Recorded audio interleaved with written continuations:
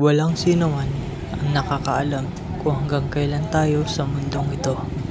At dahil sa pangyayari sa aking kapatid, napagpasyahan kong umuwi sa aming bayan upang muling masilayan ang aking kapatid. Magandang umaga po, sir. Magandang umaga din. Papailan po ko sana ng tip. May condolence, Mr. Marasigan. Salamat po. Ilang taon na pala ang iyong kapatid? 23, 24 yata, sir.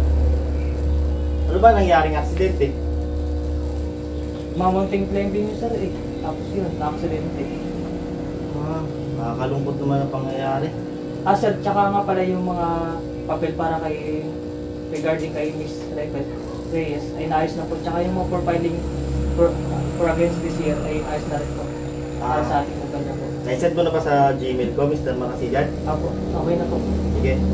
Dahil masipag ka naman na empleyado ng ating kumpanya, bibigyan pa kita ng mga ilang araw para makapagpahinga rin na doon sa iyong binigay na leave na karagdagan. Mag-iingat ka sa iyong biyahe, ha? Opo, salamat po. Condolence. Ingat ka.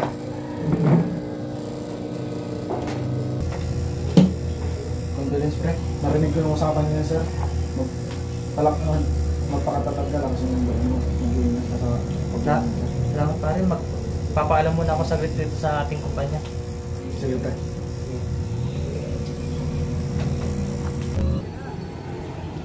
Abala ang bawat isa sa holiday rush. Bago dumating ang araw ng Pasko at bagong taon, inuunahan nila ang mabagal na pag-usad ng oras. Pansin na pansin ang pagmamadali ng bawat isa sa unang linggo pa lang ng Disyembre. Traffic sa bawat kalsada at kalyeng nilulusutan ng mga sasakyan. Ang dami kong tinitignan, pero blanco ang isip ko. Di ko na matandaan kung kailan ang naging huling pagkikita namin ni Mio.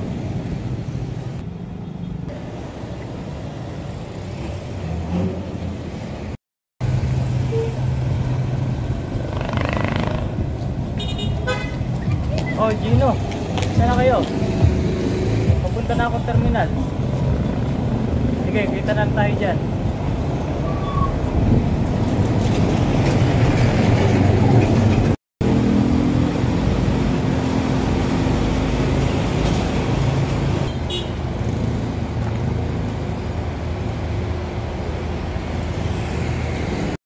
Salamat nga pala sa iyong pagsama sa akin sa ulit na. Wala ka naman, pare. Condolence. Ito nga pala yung kasama ko. Si Marlon. Marlon nga pala, pare. Condolence, pare. Pare. Nakiusap si Gina kung pwedeng ako muna ang magbayad ng pamasahe nila. Ako na ang bahala, ang sabi ko sa kanya. Kung tutuusin, malaki ang tulong nila sa akin. Kung wala sila, para akong isang bulag na hindi natutong maglakad na mag-isa. Bra! Oh, takbo na lang! Ito dyan, bra!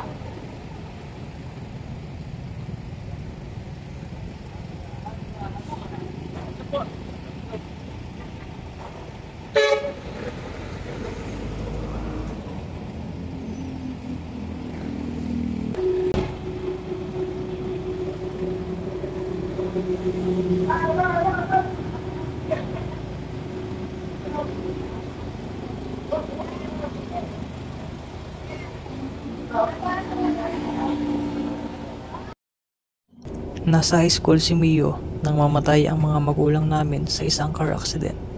Ako naman graduate na noon ng economics. Alam kong pangarap ng mga magulang namin na pareho kaming makatapos. Naging dahilan ko na lamang na hindi rin naman nila malalaman na tumigil si Mia sa pag-aaral dahil patay na sila. Wala akong masyadong alam sa buhay ng kapatid ko. Bihira kasi siyang umuwi ng bahay. Saan ka na naman? Umumundo ka na naman? Research nga, kuya. Ang kulit mo naman. Research? Anong re-research mo doon? Revolusyon? Ayos ka lang ba? Kuya, hindi mo nga malaban yung damit mo tapos gagawa ka ng ganyang kabalbalan? Susulat na lang ako sa'yo pag may pagkakataon. Ay nako, para akong kukuyang nakikipag-usap sa bunsong kapatid na walang muwang sa mundo. Ano to? Kubing. Alam mo ba kung paano gamitin yan? Siyempre naman.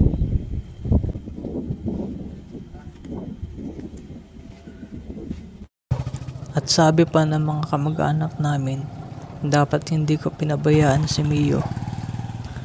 At sana pinairal ko ang pagiging kuya ko.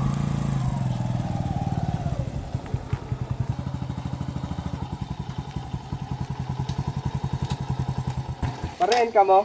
Sa tuwi po kami, sir. Sige, ingat kayo. Maraming ahas dyan. Nagpatuloy ang tricycle sa pagtahak ng kalsadang sumusuyod sa gitna ng kabundukan. Pakitid ng pakitid ang kalsadang dinadaanan ng tricycle ang mga biglaang liko ng aming sasakyan. Mag-isa ang tinatahak ng aming sasakyan ang tahimik at pakurba-kurba, bako-bakong kalsada.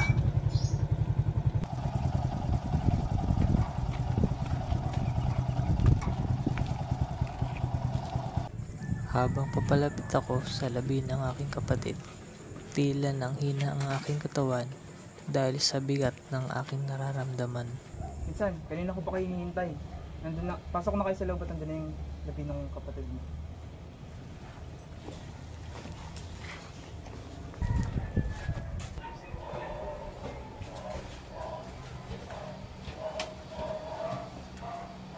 Hindi ito ang kapatid ko. Malayo-malayo ang mukha nito sa aking kapatid. Pinsan siya ang kapatid mo.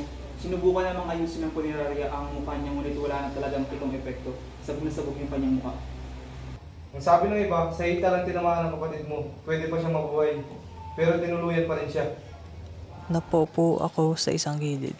Sapo-sapo ko ang aking mukha. Maluha-luha ako pero hindi ako tuluyang makaiyak. Gusto ng mga taga rito na dito siya ilibing. Pero nasasayo pa rin. Ikaw ang kapatid. Walang mag-akala na ang ganitong pangyayari ay sa pelikula mo lamang mapapanood. Pero kapag nangyari sa tunay na buhay, hindi mo malalaman na ito ay totoo.